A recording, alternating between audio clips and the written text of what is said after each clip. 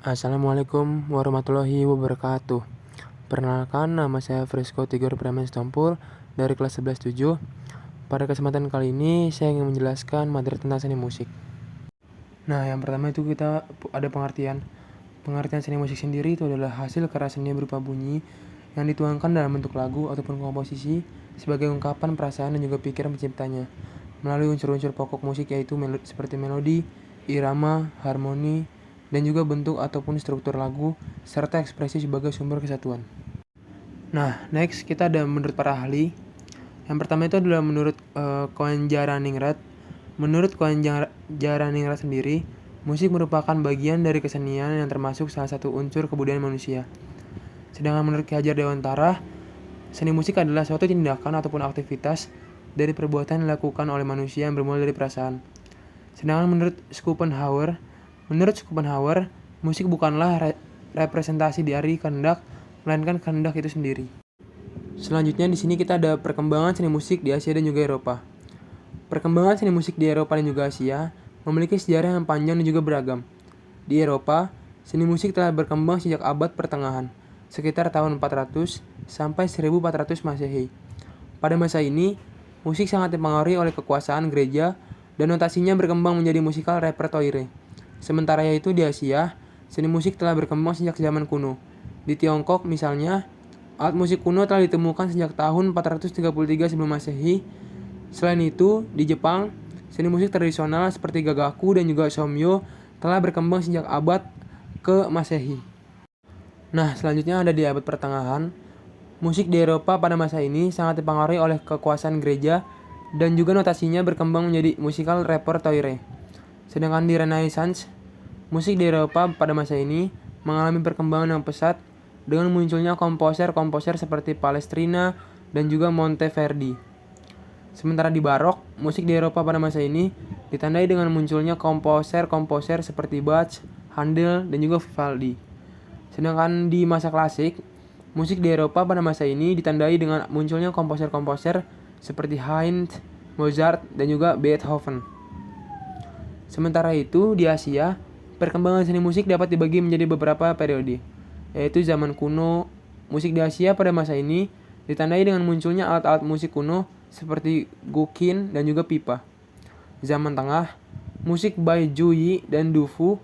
Zaman modern, musik di Asia pada masa ini ditandai dengan munculnya komposer-komposer seperti Tan Dun dan Braik Seng. Dengan keseluruhan, perkembangan seni musik di Eropa dan Asia memiliki sejarah yang panjang dan juga beragam, dengan munculnya berbagai gaya dan juga komposer-komposer yang berpengaruh. Nah, sekarang kita masuk ke bagian unsur-unsur seni musik. Yang pertama itu adalah melodi. Melodi adalah sebuah frase yang disusun dari nada dengan interval yang telah ditentukan. Yang kedua itu ada birama. Unsur ini berbentuk angka yang melambangkan ketukan berulang-ulang. Beberapa ketukannya ialah 2/4, 2/3, 3/4, dan juga seterusnya. Irama ataupun ritme dikutip dari buku Ajar Seni Musik Paulus Widjanarko, SPD MPD.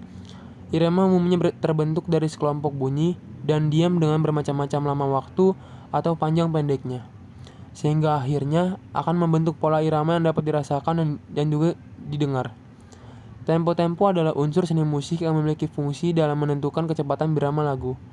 Apabila tempo semakin cepat, maka semakin tinggi pula musik yang dimainkan. Tangga nada adalah urutan dari nada yang disusun hingga menjadi tangga. Dengan adanya tangga nada, sebuah lagu atau karya musik dapat didengar harmonis dan juga indah. Unsur seni musik selanjutnya itu ada harmoni. Harmoni ini merupakan keselarasan nada yang dimainkan secara bersama-sama sehingga akan membentuk bunyi yang indah didengar. Yang kedua ada timbre. Timbre merupakan unsur seni musik yang berfungsi untuk memberikan warna bunyi dalam karya musik. Dan yang ketiga ada dinamika. Dinamika adalah sebuah tanda yang digunakan dalam memainkan nada. Unsur ini memiliki fungsi dalam menentukan nuansa sebuah lagu. Dan yang terakhir ada ekspresi. Ekspresi sendiri itu adalah unsur seni musik yang memiliki peran dalam pengungkapan ekspresi atau perasaan hati dari sebuah lagu. Nah, selanjutnya ada di bagian sumber dan juga fungsi seni musik. Yang pertama-tama kita bahas yang sumbernya dulu guys. Yang pertama musik vokal, yaitu musik yang menggunakan suara manusia sebagai sumber bunyi seperti nyanyi, paduan suara, ataupun musik a cappella. Dan yang kedua ada musik instrumental, yaitu musik yang menggunakan instrumen sebagai sumber bunyi seperti musik orkestra, musik band, atau musik solo instrumen. Dan yang ketiga ada musik elektronik, yaitu musik yang menggunakan teknologi elektronik sebagai sumber bunyi seperti musik synthpop, musik techno, ataupun musik ambient. Dan yang keempat itu ada musik akustik, yaitu musik yang menggunakan instrumen akustik sebagai sumber bunyi seperti musik gitar akustik, musik piano akustik, ataupun orkestra akustik. Nah, kita masuk ke bagian fungsi. Fungsi seni musik sendiri itu ada 3. Yang pertama sebagai sarana hiburan, sama seperti cabang seni yang lainnya. Fungsi utama seni musik adalah untuk menghibur. Dan yang kedua ada sarana mengekspresikan diri. Seni secara umum adalah karya yang diciptakan seseorang untuk mengekspresikan perasaan ataupun pikirannya melalui keindahan. Dan yang terakhir ada sarana upacara. Musik yang kita temukan dari daerah-daerah di Indonesia merupakan bagian dari kegiatan lain. Dan sarana pengiring. Sejak dahulu, musik ini digunakan manusia sebagai pengiring seni pertunjukan lain.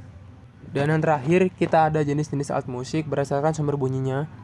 Yang pertama itu ada aerofon, yaitu menghasilkan suara dari udara seperti seruling ataupun trompet. Yang kedua ada kordofon, menghasilkan suara dari senar seperti gitar ataupun biola. Dan yang ketiga ada membranofon, menghasilkan suara dari membran yang dipukul seperti gendang ataupun timpani. Dan yang keempat ada idiofon, menghasilkan suara dari badan alat itu sendiri seperti gong ataupun angklung. Dan yang terakhir ada elektrofon, yaitu menghasilkan suara dari listrik seperti keyboard. Sekian materi tentang seni musik yang dapat saya sampaikan. Kurang lebihnya mohon maaf. Wassalamualaikum warahmatullahi wabarakatuh. Bye bye guys.